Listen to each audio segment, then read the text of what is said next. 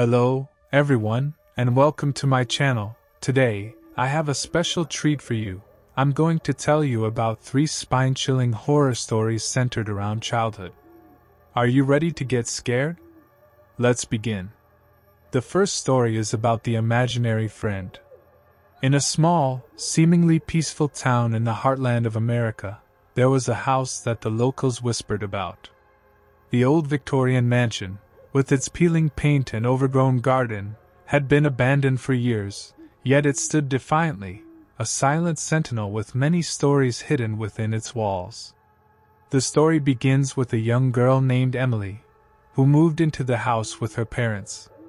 Emily was an imaginative child, often lost in her own world, and it wasn't long before she made a new friend, one that her parents couldn't see. She called him Oliver, her imaginary friend. Oliver was a curious boy, with old-fashioned clothes and a sad smile. He told Emily he used to live in the house a long time ago. They played hide-and-seek, and he showed her secret nooks and crannies of the house that seemed untouched by time. But as the days grew shorter and the nights longer, Emily began to notice a change in Oliver. His games became strange, his demands peculiar. One chilly October evening, Emily's parents heard her talking upstairs. When they checked on her, she was alone, whispering into the dark corner of her room.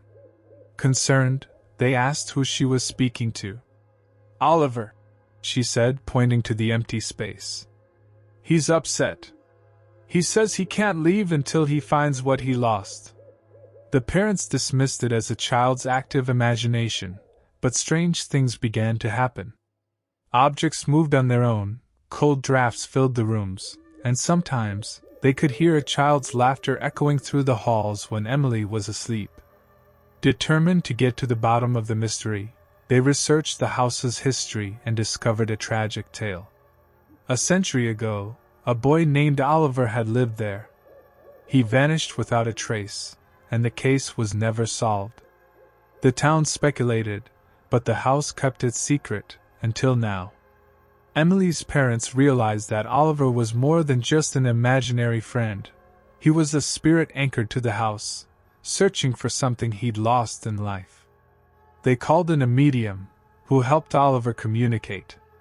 He was looking for his favorite toy, a small wooden horse, which he'd hidden in the house the day he disappeared. With Emily's help, they found the toy hidden in a wall cavity. Oliver's spirit was finally at peace, and with a final, grateful smile to Emily, he faded away. The house grew warmer, the strange occurrences ceased, and Emily never spoke to Oliver again. But sometimes, when the wind howled outside, she could swear she heard a whisper of thanks carried on the breeze.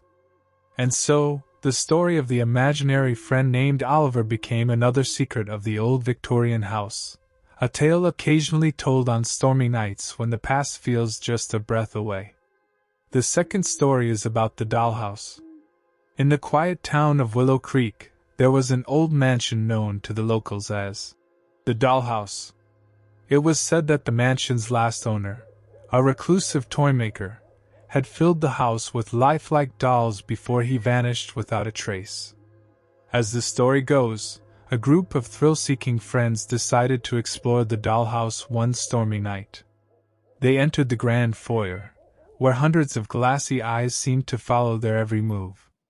The air was thick with the scent of old wood and mildew, and the only sound was the creaking of the floorboards under their feet. They ventured deeper into the mansion, finding rooms filled with dolls of all shapes and sizes.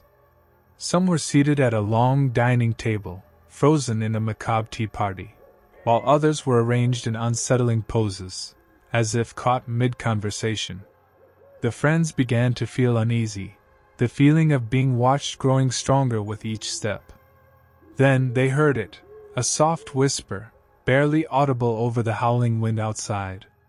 It seemed to come from everywhere and nowhere at once, a childlike voice pleading, "Play with us." The group's bravado quickly turned to terror as the dolls' eyes began to glow with an otherworldly light. The doors slammed shut, trapping them inside.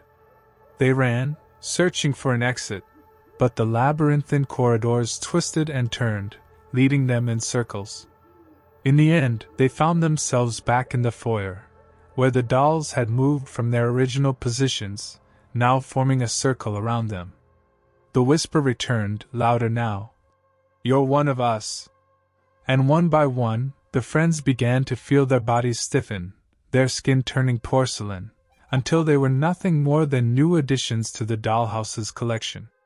To this day, it's said that those who dare enter the dollhouse never return, their souls trapped within the dolls that haunt the mansion's halls.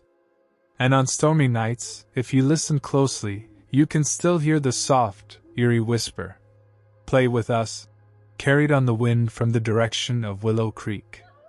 The third story is about the midnight game. In the heart of rural America, where the cornfields stretch endlessly and the nights are shrouded in an impenetrable darkness, there lies a small, forgotten town. The kind of place where everyone knows your name, and secrets don't stay hidden for long. But there was one secret that the townsfolk never spoke of, a game that was whispered about in hushed tones and shrouded in superstition, the midnight game. Legend had it that the midnight game was an old pagan ritual, used as a punishment for those who dared to transgress the laws of the gods. And on one fateful night, a group of teenagers, driven by curiosity and the invincible feeling of youth, decided to play. As the clock struck midnight, they performed the ritual. They wrote their names on pieces of paper, pricked their fingers to draw blood, placed the papers in front of a wooden door, and knocked 22 times. The final knock had to fall precisely as the clock chimed 12 a.m. The game had begun. They lit candles and moved through the darkened house. The only sounds were their footsteps and the beating of their own hearts. They had to avoid the midnight man at all costs until 3:33 a.m. If their candles went out, it meant he was near, and they had 10 seconds to relight them or surround themselves with a circle of salt for protection. At first, it was thrilling, a game against the shadows. But soon, the atmosphere shifted. Cold spots appeared out of nowhere, the air grew thick with dread, and they felt eyes watching them from the darkness. One by one, their candles flickered out. Panic set in. They scrambled for matches, their hands shaking, but for some, the light wouldn't return. They were plunged into darkness, and an icy grip of fear took hold. They could hear whispers, feel breath upon their necks, and see fleeting shadows darting just beyond their sight. The game was no longer a game. As dawn approached, those who remained found themselves huddled together, encircled by salt, praying for the first light of morning.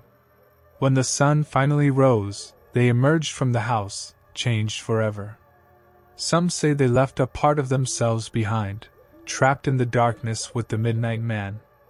The game was meant to end at 3:33 a.m., but for those who played, it never truly ended. The midnight game had claimed its place in their minds, an eternal reminder that some games should never be played. And so, the legend grew, a cautionary tale of the midnight game, a game that was all too real for those who dared to play. Remember, this is just a story, but the midnight game is a legend that has captured the imaginations of many. It's always best to treat such tales with respect and not to tempt fate. These are just one of the many horror stories. There are many more out there, waiting to be discovered and told. Do you have any horror stories of your own? Share them in the comments below, and don't forget to like and subscribe for more spooky content. Until next time, stay safe and stay curious. Bye.